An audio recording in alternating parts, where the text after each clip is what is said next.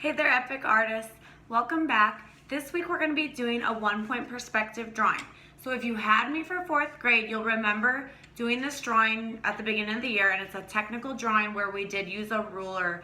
So I'm going to be showing you a more simple version, like these landscapes where you might have a river or a road that go back and vanish into 1 point, making it look like it's going back in space or creating distance. Or you might remember doing a more technical version where we actually made city buildings. So I'm going to start out showing you how to make the vanishing point, if you remember. And then we're going to either create a road, a river, a city, whatever kind of scene you want to make. But we're going to practice or refresh how to do our 1-point perspective drawings. All right, let's go ahead and get started. Okay, artists, let's begin with our 1-point perspective drawings. To get started, you're going to need white paper, a pencil, a good eraser, a ruler or a straight edge. If you don't have a ruler, you can just use a notebook or something that is straight and flat. And then I'm going to use a Sharpie to outline mine. That's your choice. And then something to color it in with. So colored pencils, crayons, or markers. When we start with our landscapes, remember every landscape has a line that separates the ground from the sky. So it goes across the whole paper, horizontal. That's a clue. It's called a horizon line. So we're going to put in the horizon line first and then add what we call a vanishing point.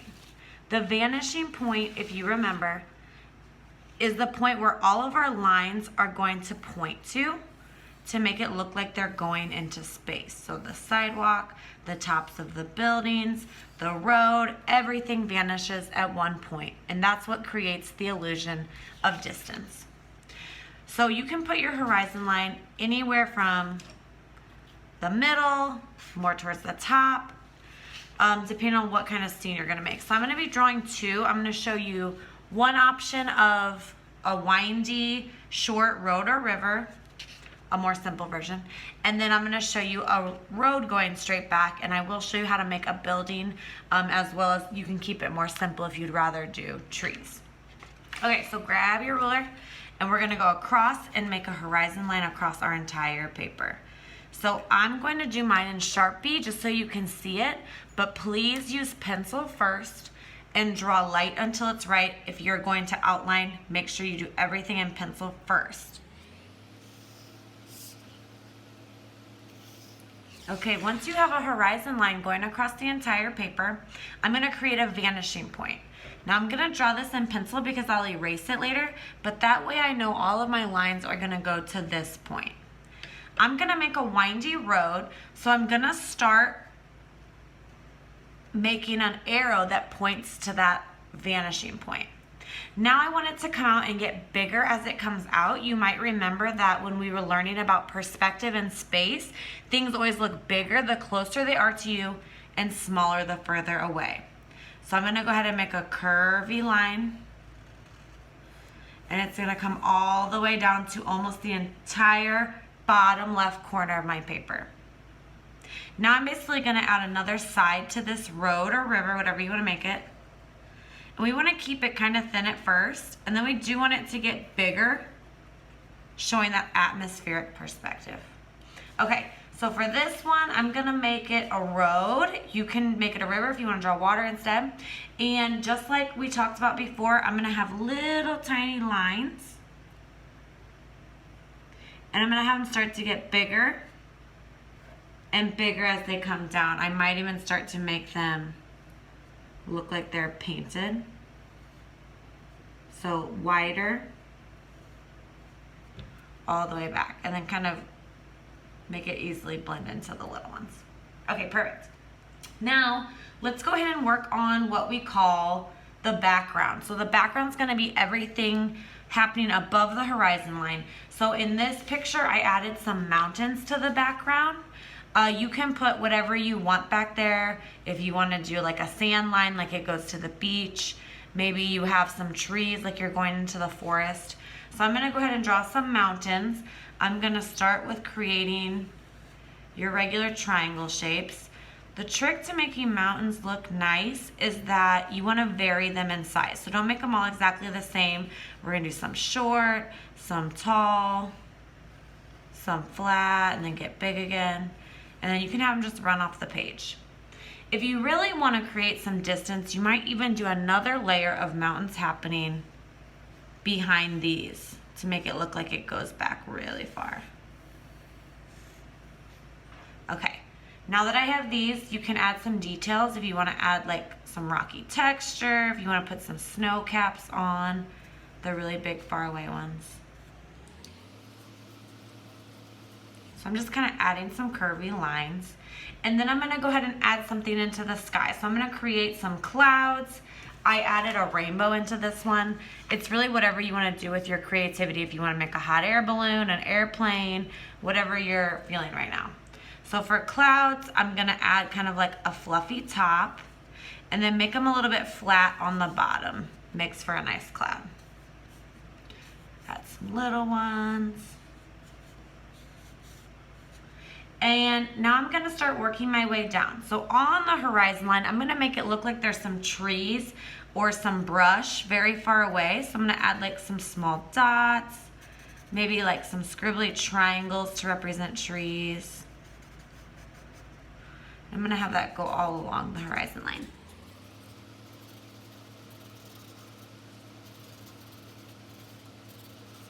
Great.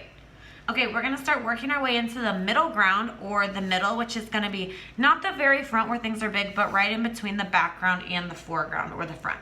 So in this picture, I added some cacti. You can add trees, you can add a tent, whatever kind of scene you're creating. So in the middle, I'm gonna add maybe a small cactus, so I did a little round one with a flower on top. Add some spots for the texture of the needles. Gonna make sure I add some little bit of grass around this, and then I'll make an even bigger one. So I created this cactus using segments, and then maybe have some come up and around. If you want to put some flowers on these too, you can. And come over to this side, maybe I'll do a more traditional one.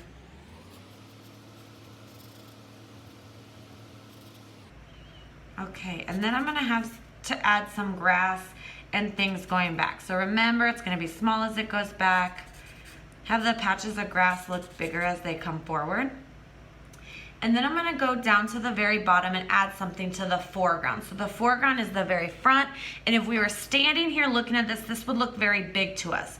So what I'm gonna do is I'm gonna add some large grass to the very bottom, and maybe I'll add some flowers. And basically we want it to be very big so that it looks like we're looking over this tall grass into the scene. Okay, I'm gonna add some grass along the road, and I'm going to make vertical lines. So remember, vertical is up and down, horizontal or horizon line is across. So vertical, so I'm gonna point line straight up going to the top of the paper. I'm gonna follow it going all along the road. Be careful, even when it curves, you still want to be going up and down. Don't accidentally draw them sideways.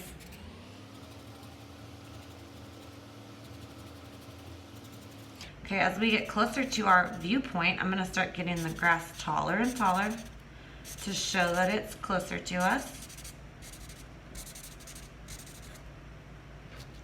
And that is the completion of my 1-point windy road or river picture. I'm gonna go ahead and show another version where we're gonna do the road coming straight up. So on this one, go ahead and grab your ruler and again add a horizon line. Again, I'm gonna have a little point, a vanishing point where all my lines are gonna go to. And this time I'm gonna start at this point and go down to the bottom of my paper. So this is gonna eventually make a triangle, or sometimes in class we call it a party hat. We're gonna go from that point all the way down, and we have a road going off into the distance. So just like before, I'm gonna start with tiny little lines. I'm gonna have them start to get bigger and bigger as they come down, and I'm gonna actually start to fill them in with some width, and then have them get very small as they go back. Okay, next up, I'm going to add some trees to this side. So this is gonna be the simple version. But first I'm gonna start in the background like I did before. So I'm gonna stick with mountains. Of course, if you wanna do a forest or something else on the horizon line, you can. So I'm gonna go ahead and do some big mountains. Go ahead and do some in the background. And I'm gonna fill in with some shrubs on the horizon line. Or I guess these would be trees. So go ahead and fill those in, going very far back. On this side, I'm gonna make some trees. And just as we said before, I'm gonna start with a very big tree in the front and then kind of have them going behind, overlapping. So I'm gonna start with a giant tree and I'm gonna draw the side of its trunk. It's actually gonna go off the page. So go ahead and make a line and I'm gonna make the side of the tree. These are gonna be like pine trees. And I'm actually gonna take the top of the tree way up above the horizon line to show it so big from where we're facing that it would actually go above the horizon line. Okay, now I'm gonna start behind that tree and I'm just gonna stack them. So I'm gonna make a trunk and I'm gonna stack a tree behind it, again with triangles. You're gonna be doing this in pencil, so you'll be able to erase where the horizon line's cutting through. Remember, I'm just using Sharpie to show you so you can see it well from the camera. So as you can see, I'm starting behind each one and I'm making an even shorter and shorter tree as they go back because we want them to get smaller and smaller as they go behind. Until eventually I'm gonna get so far back that I'm gonna have little teeny baby trees that you can barely see. Okay, on this side, I'm gonna show you how to make a building. So I'm gonna take my ruler, I'm gonna go alongside the road, and I'm gonna just add like a ledge to the road so we have a little bit of space between the building and the road. So I'm gonna come out here and this is gonna be kind of like the shoulder of the road or a sidewalk, and then I'm gonna go ahead and make a building. So what I'm gonna do is I'm gonna start with just a regular rectangle at the bottom. And you can use your ruler for this if you want it to be nice and pretty.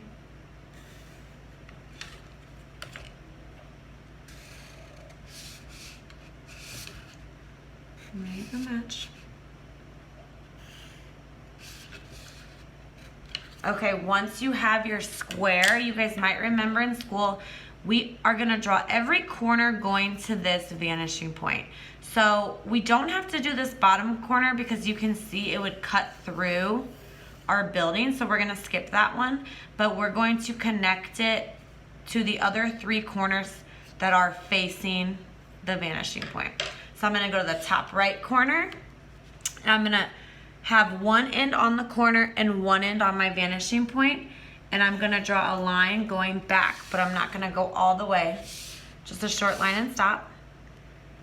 Go to your top left corner. I'm gonna put one end of my ruler on that corner and one end on the vanishing point, and I'm gonna draw another line going back and stop. And then I'm gonna connect these two to make the top of the building. So keep your ruler flat. If you need to check if it's straight, you can always line it up with the edge of the paper so that you know it's facing straight. And I'm gonna go down, I'm gonna connect these. Okay, so now you might be able to see we have the top of the building or a box now. I'm gonna go down to the bottom corner and I'm gonna put one end of my ruler on the bottom corner and one end of my ruler on that vanishing point. I'm gonna draw a line going almost all the way to the top corner, and then I'm gonna come down vertical or straight and finish this side. So it should match this top side. I'm gonna take my ruler here, slide it back,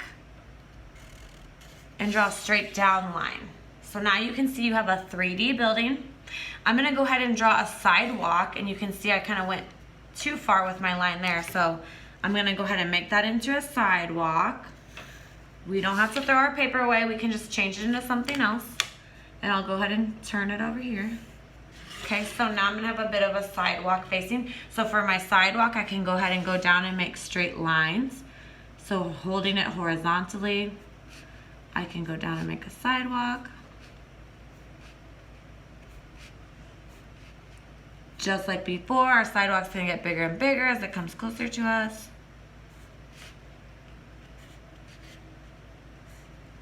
That's gonna all help with the illusion.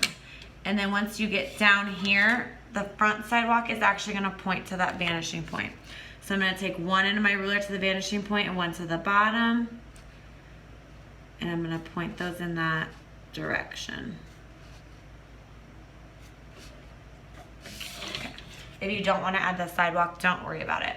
Okay, on our building, I'm gonna go ahead and add a little door. So use your ruler and you can make just a little rectangle. If you wanna add a round door, get crazy with it, go for it. And you can add windows to the front if you want. You can make it a little house, a little shop.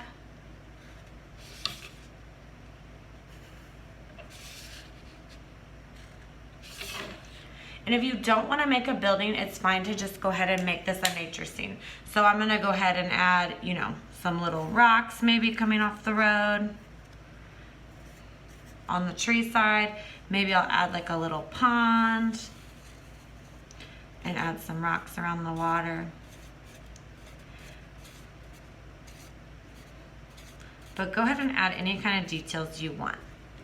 When you're finished with your 1-point perspective drawings, you can go ahead and get your colored pencils, markers, or crayons and add some details to those. So you can color them all in so they look awesome. Any kind of details you want, and the color really makes the pictures pop. Okay, I hope you guys had fun doing this 1-point perspective drawing. If you want to send us a picture, go ahead and take a picture and send it in to me or the Art Center so that we can post what you're making. Thank you guys for joining me. I'll see you next week. Bye.